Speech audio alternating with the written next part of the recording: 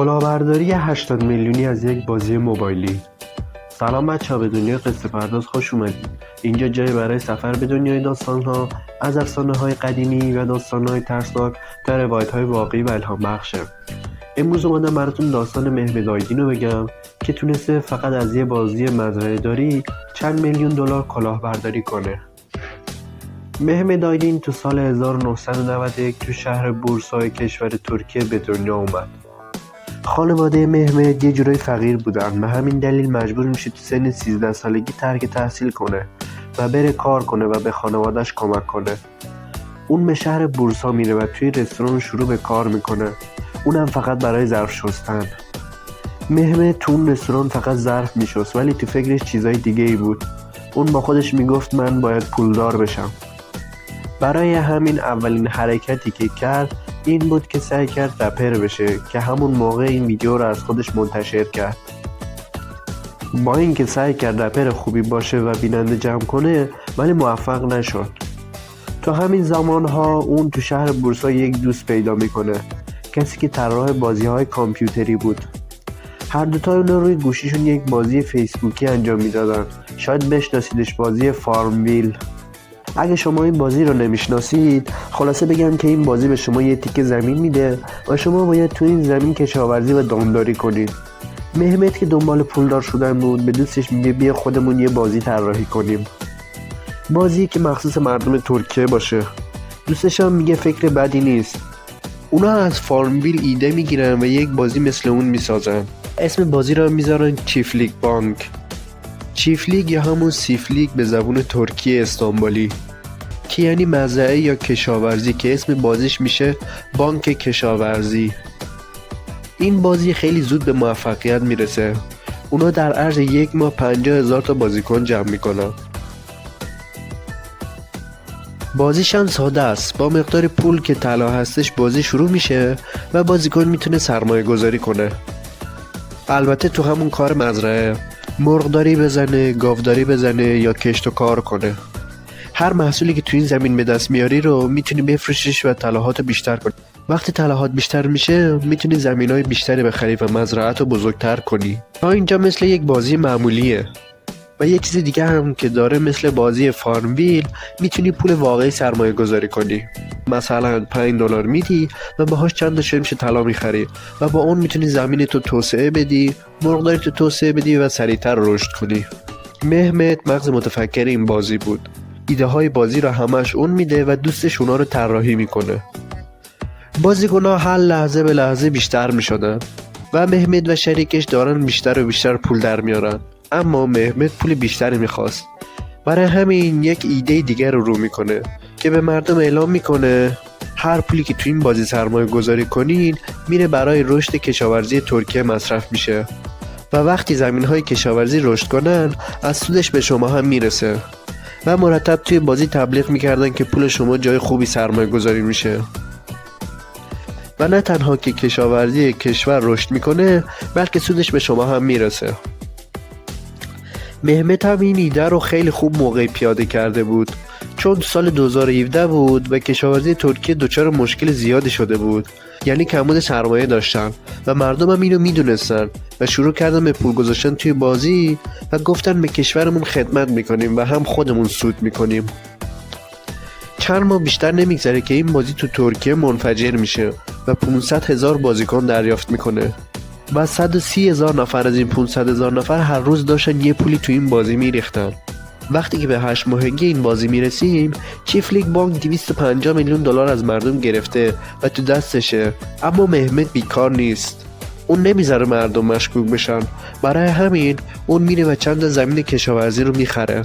اونا رو جلوی دوربین افتتاح میکنه و محصولات اون زمینه ها رو هم با بسته‌بندی چیفلیک بانک تو مغازه های بورسا و اطرافش میفروشه.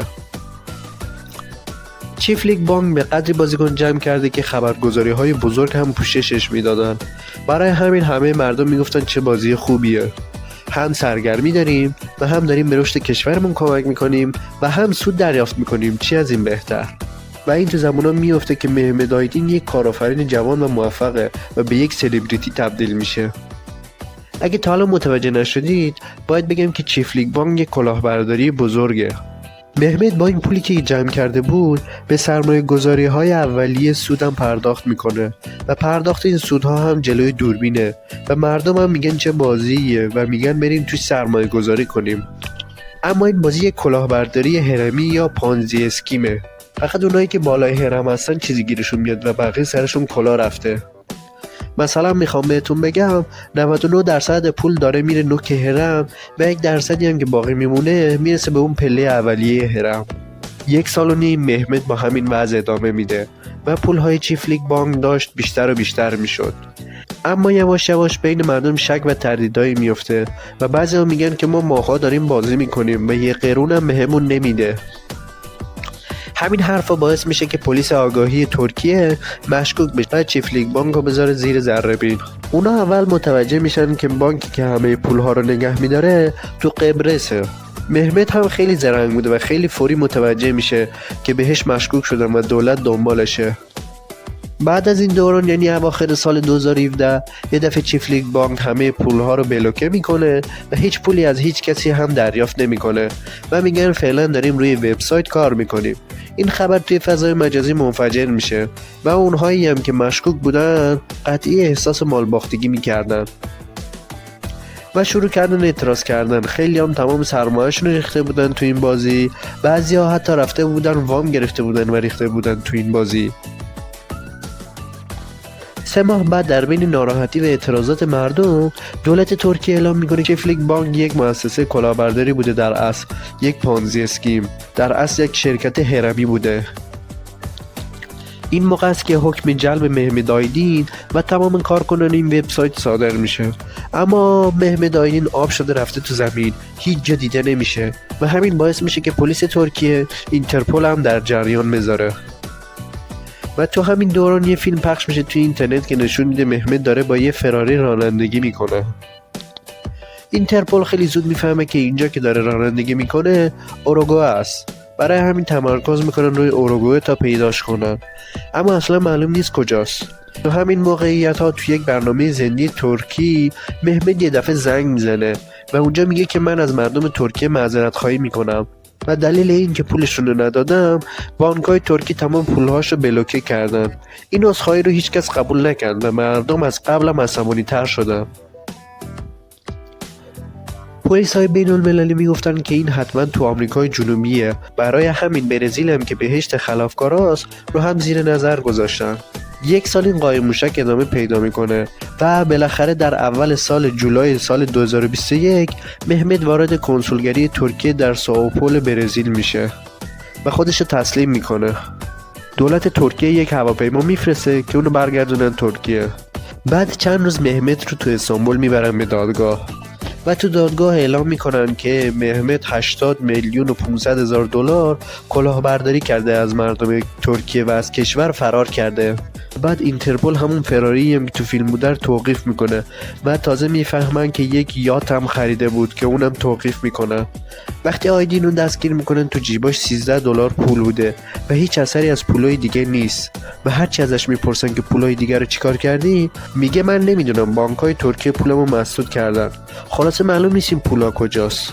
برای همینم دادگاه ترکیه عصبانی شد و یک حکمی صادر میکنه که هیچ وقت نتونه از زندان بیاد بیرون. 89 هزار سال زندان. بله درست شنیدین، 89 هزار سال زندان. شاید بگین بگو همون حبس ابد دیگه. 89 هزار سال یعنی چی؟ یعنی هرچی که عفو بهش بخوره نتونه بیاد از زندان بیرون، چون وقتی که حبس ابد عفو بخوره حبس ابدش به 15 سال زندان فقط تموم میشه و اگه عفو دومی هم دریافت کنه میشه فقط 10 سال زندانی. بعد اینطوری مهمت میتونست بعد از 10 یا 12 سال بیاد بیرون. نه هنوز که هنوزه مهمت تو زندانه و هنوز هم هیچ کس از اون پولای خبری نداره و یه علامت سوالی هم که اینجا وجود داره، کسی نمیدونه شریک مهمت کیه و هنوزم معلوم نیست. به احتمال زیاد شاید پولا دست شریک مهمت باشه، کسی خبری نداره. و از این داستان درس میگیریم که هر جا بخواد به آدم پول مفتی بده چه کلکی تو کارش هست. خب دوستان، نظر شما چیه درباره این موضوع؟ و خیلی ممنون که تا اینجای ویدیو بودید. اگه از ویدیو خوشتون اومد خوشحال میشم که لایکش کنید و خوشحال میشم که هر نظری برای رشد کانالم دارید تو قسمت کامنت ها بذارید تا بتونم ویدیوهایی با کیفیت تری درست کنم. و اگرم به داستانهای مختلف، ترسناک، تاریخی، علمی، تخیلی علاقه دارید یه سری به کانالم بزنید. فعلا خداحافظ.